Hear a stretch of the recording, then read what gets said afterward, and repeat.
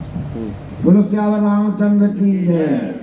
आप लोगों को बताते हुए बहुत हर्ष हो रहा है कि ये जो सनातन संस्कार मंच का बैनर आपके सामने लगा हुआ है, इसका केवल उद्देश्य ये है कि जो हमारे लाखों वर्ष पहले ऋषि मुनियों ने हमारे जो संस्कार दिए थे, जो हमारी परंपराएं थी, जो हमारी संस्कृत थी, और आज के तारीख में लगभग लोग भूल गए हैं, उसको फिर से कैसे जिंदा रखा जाए, कैसे उसका संरक्षण हो, संवर्धन हो, और आने वाले हमारी पीढ़ी, हमारे बच्चे, लड़कियां, लड़के, जो भी कुछ आने वाली हैं या जो वर्तमान में छोटे छोटे हैं, उनको भी कैसे पता लगे कि सुंदर कांड क्या होता था, हनुमान चालीसा क्या होता था, बड़ों का लिहाज कैसे करते थे, प्रणाम कैसे करते थे, एक दूसरे का अभिवादन कैसे करते थे। जैसे आज के तारीख में पिताजी को कोई पिताजी नहीं कहता, अगर कोई पिताजी कह देता है तो उसको समझते हैं गंवार है, उसको डैड कहते हैं। और डैड मतलब क्या होता है आप लोग सब जानते हैं। कम से कम पिताजी नहीं कहते हैं तो पापा भी तब तक चल रहा था, पापा तो कुछ हद तक चलता था, लेकिन पापा को भी डैड कर दिया। डैड माने क्या होता है इसको बताने की जरूरत नहीं, सभी लोग पढ़े लिखे हैं, सब कॉन्वेंट से ही पढ़े हैं।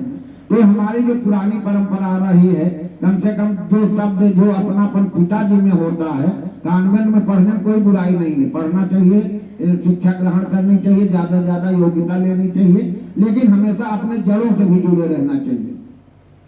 एक हिंदू समाज में ही खासकर उसमें जो सवर्ण लोग हैं, जिनको कोई लोग अपने को बड़े समझते हैं, वही अपने घर में अपने बच्चों को मातृभाषा और मातृभूमि के बारे में नहीं बताते हैं। बाकी जितने भी संप्रदाय के लोग हैं, वो चाहे दूसरे संप्रदाय के हों, चाहे हिंदू धर्म में ही दूसरे बौद्ध धर्म के हैं, जैन धर्म के हैं, बंगाली हैं, पंजाबी हैं, वो अपने घर में अपने बच्चों से अपने ही भाषा में बोलते हैं। लेकिन हमारे यहाँ अगर बच्चे को हिंदी में कोई बोल दिया तो उसको दो झापड़ उसी के परिवार वाले मार देते हैं कि ये तो उसको नाक कटा दिया है अपने स्कूल का। इसमें उसको अंग्रेजी भी सिखाइए, लेकिन अपनी मातृभाषा भी सिखाइए, क्योंकि इंटर के बाद जो है सब एक तरह के ही हो जाते हैं। इंटर के बाद जो है जो मातृभाषा, अपनी माँ, मातृभूमि, जो तीनों को प्यार करता है वही आगे जाता है, नहीं तो देसी कौवा मराठी चाल होकर के ही रह जाते हैं, न घर के होते न घाट के होते। उसी को संरक्षण के लिए जो हमारी संस्कृति थी, जो हमारी परंपराएं हैं, जिनको बहुत से लोग कहते हैं कि ढोंग है, जितनी भी परंपराएं हिंदू धर्म की हैं सब वैज्ञानिक आधारित हैं। अभी बरगद वाली पूजा होने वाली है 19 तारीख को, इसके पीछे कितना बड़ा साइंटिफिक रीजन है आपको सबको पता होना चाहिए कि बरगद जो है वो कितनी बड़ी छाया देता है, कितना ऑक्सीजन देता है। उसको इसीलिए हमारे ऋषि मुनियों ने आस्था से जोड़ दिया कि इसको काटे ना, इसमें जल डालें, इसकी पूजा करें, इसलिए हर साल मनाया जाता है बरगद ही पूजा। इसी तरह से जितने हमारे घर में तुलसी जी को रखने का परंपरा है, तुलसी जी में इतना ऑक्सीजन होता है, इतना, तो अगर किसी भी के घर में 2-4 गमले में तुलसी पौधा है तो हमें नहीं लग रहा है कि वहाँ कोई बीमारी होगी। कोरोना में भी तुलसी के लिए ही डॉक्टर लोग कहते थे कि उसका काढ़ा बना करके पीजिए। तो ये सब वैज्ञानिक है, और इसी को संरक्षण करने के लिए, संवर्धन के लिए हमारी पूरी टीम लगी हुई है।